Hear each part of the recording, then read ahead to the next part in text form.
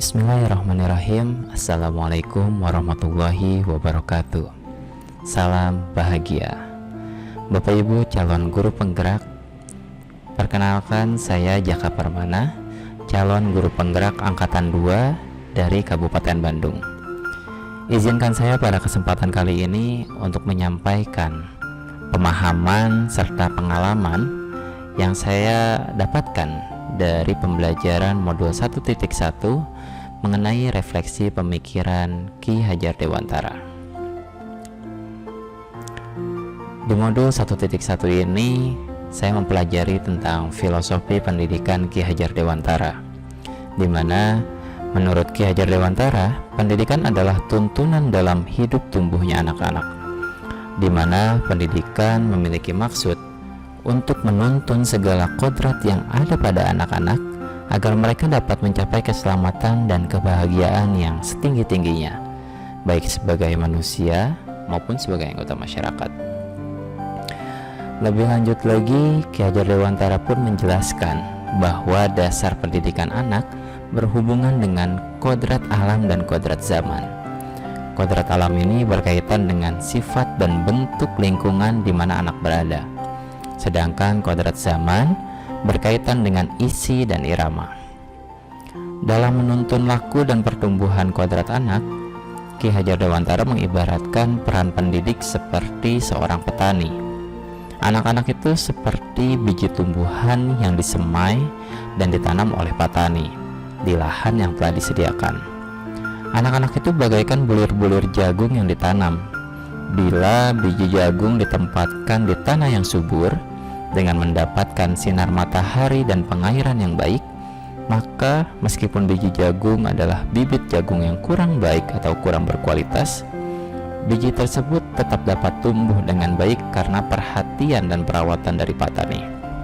Namun sebaliknya, meskipun biji jagung itu adalah biji jagung yang berkualitas baik, namun tumbuh di lahan yang gersang dan tidak mendapatkan pengairan dan cahaya matahari serta tangan dingin dari petani, maka biji jagung itu mungkin akan tumbuh namun tidak akan optimal. Kemudian Ki Hajar Dewantara juga menjelaskan pengertian tentang budi pekerti.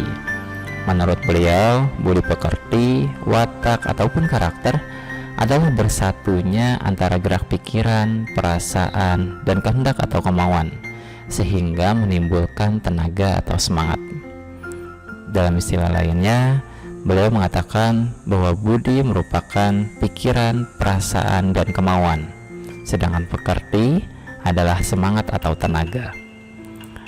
Beliau juga mengatakan hal tersebut dapat diungkapkan dengan kata cipta, karsa, karya, dan pekerti, di mana perpaduan antara cipta, karsa, karya, dan pekerti akan menghasilkan keseimbangan atau keselarasan hidup. Dan hal itu tergambar dalam kegiatan bermain, di mana Ki Hajar Dewantara juga menyampaikan pemikirannya bahwa permainan adalah menjadi bagian pembelajaran di sekolah, karena dalam kegiatan bermain ini terjadi perpaduan antara cipta, karsa, karya, dan pekerti, sehingga menghasilkan keseimbangan ataupun keselarasan hidup.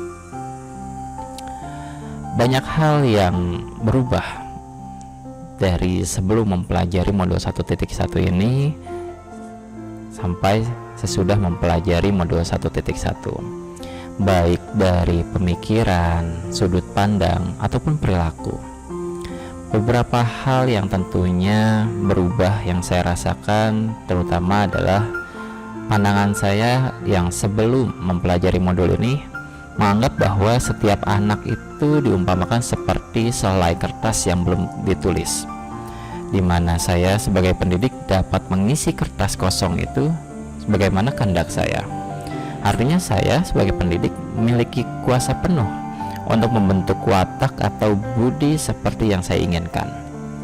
Namun setelah mempelajari modul 1.1 ini, saya mengenal teori konvergensi, di mana teori ini mengajarkan bahwa anak yang dilahirkan itu diumpamakan seperti selai kertas yang sudah ditulis penuh, tetapi semua tulisan-tulisan itu masih suram.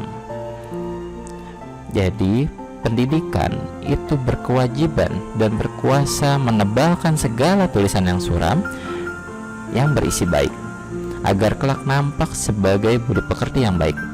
Namun untuk tulisan yang mengandung arti jahat, hendaknya dibiarkan agar jangan sampai menjadi tebal, bahkan biarkan tulisan tersebut makin suram. Kemudian sebelum mempelajari modul ini juga, saya beranggapan bahwa setiap anak memiliki kemampuan yang sama selama mereka mau berusaha. Namun setelah mempelajari modul ini, saya menyadari bahwa setiap anak memiliki kodrat alam yang berbeda, di mana tempat mereka tumbuh, tempat mereka tinggal, tempat mereka berada itu tentunya berbeda, sehingga setiap anak memiliki potensi masing-masing.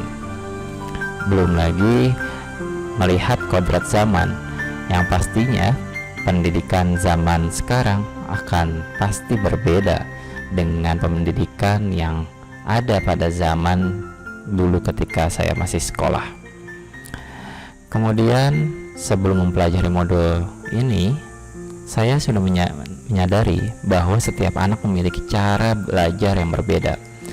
Namun dalam pelaksanaannya, saya masih sering untuk menyeragamkan dalam kegiatan pembelajaran tersebut, di mana setiap anak diberikan kegiatan yang sama, tugas yang sama.